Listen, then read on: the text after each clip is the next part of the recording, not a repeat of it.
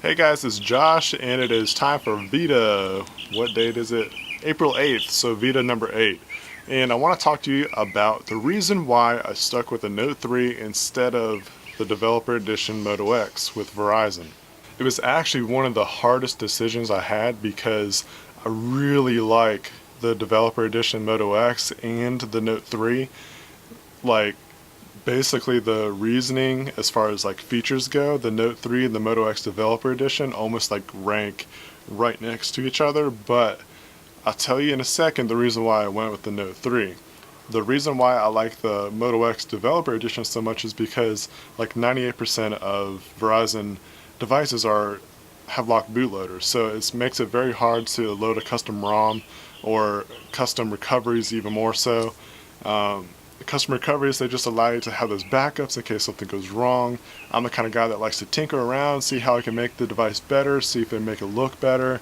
If I mess up, I can always go back to that Android backup, but I can't do that with a locked bootloader. So that's what makes the Note 3 a little bit of a downside. I remember having my Galaxy S4 when it came out. It had the unlocked bootloader. It made life so much easier.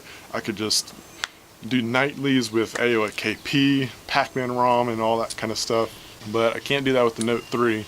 Can't load those kind of ROMs on there. I can load some ROMs with SafeStrap, but personally I just don't like to use SafeStrap because of the added memory. It's like basically dual booting OSs.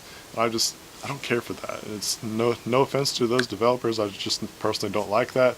So what I do with my Note 3 now is I use Exposed Framework to get some different looks and whatnot, and I'll flash up a screenshot of some of the examples I'm talking about.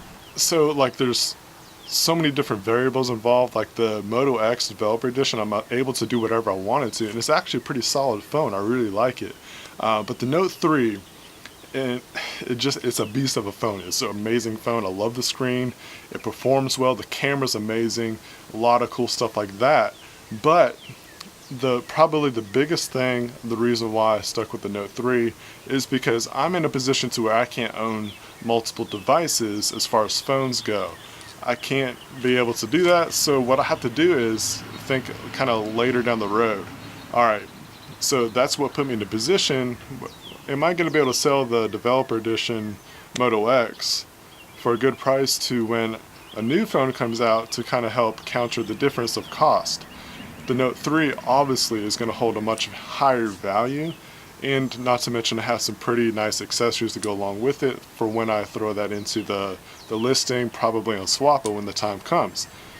So with that said, that's probably the biggest reason why I stuck with the Note 3 versus the Moto X. I actually still miss the Moto X. Like, I really like that device. It was actually pretty nice to put a phone in my pocket without it being so stinking big, and things like that. But it was a hard decision. Like, I didn't want to really give up the Moto X. I really enjoyed it. Like, I wish I could have both. Like, having both would just be really cool.